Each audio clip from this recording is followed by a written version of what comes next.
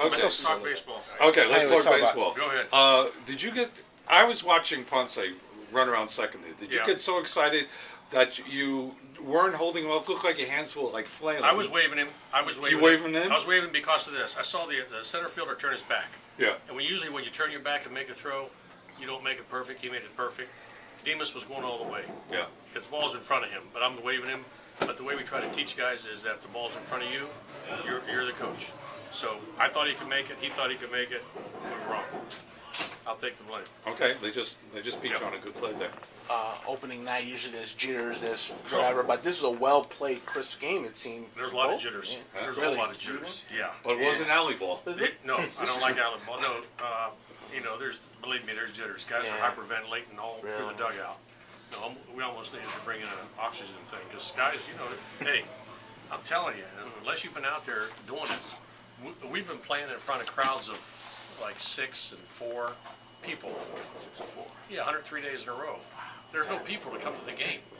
You get a couple vacationers that walk into the ball. Backfields. Yeah. So, there were some jitters, and there's going to be jitters every night. I hope, because that's good. That's good. That means you're into it. In terms of opening night, to get a win, good pitching. We played a clean game. Our pitchers, I don't know how many strikeouts they had or walks. Anybody know? 7 strikeouts. That's all. We had 8 strikeouts, 1 walk. 1 walk. That's we learn. These guys, they got to go watch R.A. Dickey warm up in spring training. They got to go watch Dylan G, Chris Young, see how they do stuff. We take 5 guys over and watch those guys just warm up and try to show them that, hey, if you throw strikes, you don't have to throw 100 miles an hour. And Gabriel did that tonight. He threw strikes. He's a strike thrower. And Frias came in and did the same. And they all did, I think we walked their 9th place hitter in the 8th inning, maybe. Frias did, yeah. But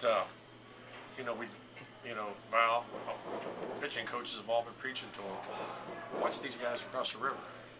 Watch these guys across the river. Dylan G's in the big leagues because he throws strikes. John Neese is in the big leagues because he throws strikes. And we had a chance. These guys had a chance to be right next to him and see how they work and see that.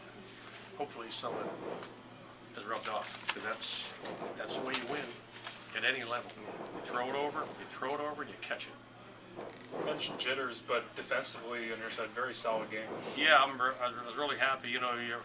We try to pride ourselves on defense and doing things the right way and not having alley ball, throwing the ball all over the lot. And it's going to happen some nights. These are kids. We got 2 kids that played tonight who were in high school last year. Are you kidding me? High school. I couldn't even wait bye-bye when I was in high school. Right. I mean, these kids, Brandon and Philip, you think they're men. When they put the uniform on, then you see them over here and you say, geez, look at them. They're 18 and 19 years old. I got 4 kids that are teenagers.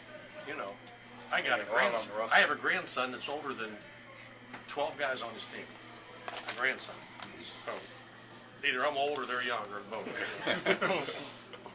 How happy were you to get a few runs across, especially after the 4th inning where you guys couldn't get any? I would have settled for a half a run.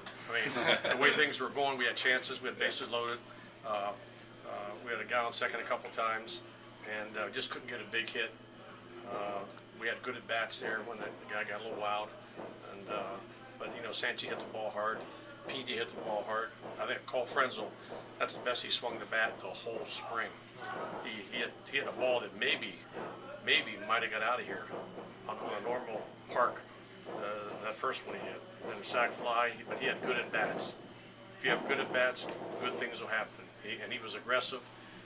I don't think, did we take a 3rd strike tonight? No. See, last year, when you were standing here, there was a lot of strikeouts.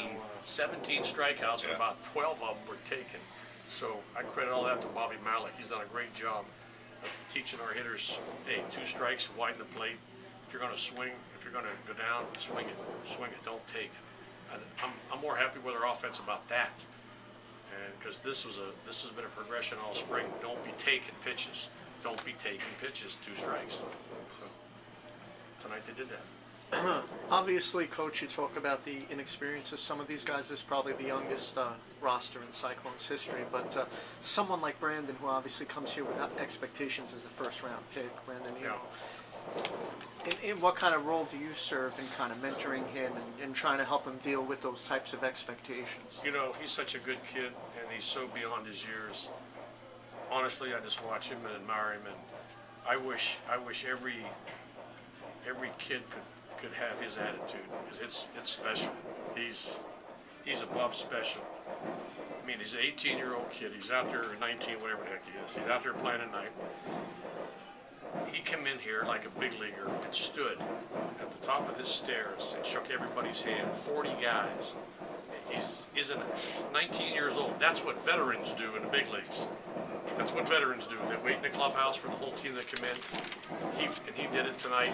I mean, I don't need to know that about him, but anything he does is exceptional. It doesn't even, because he's so good, so good a person. You root for him, and yeah, is he going to struggle? You betcha.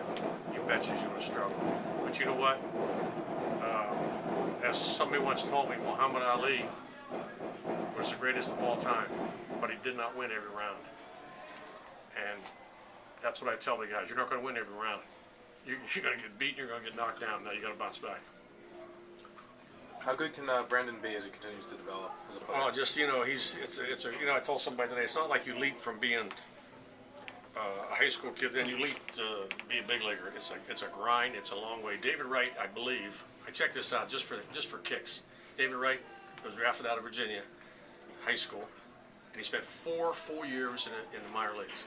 So if I go 4 times 400, that's 1,600 at bats before he got to the Mets. So there you go.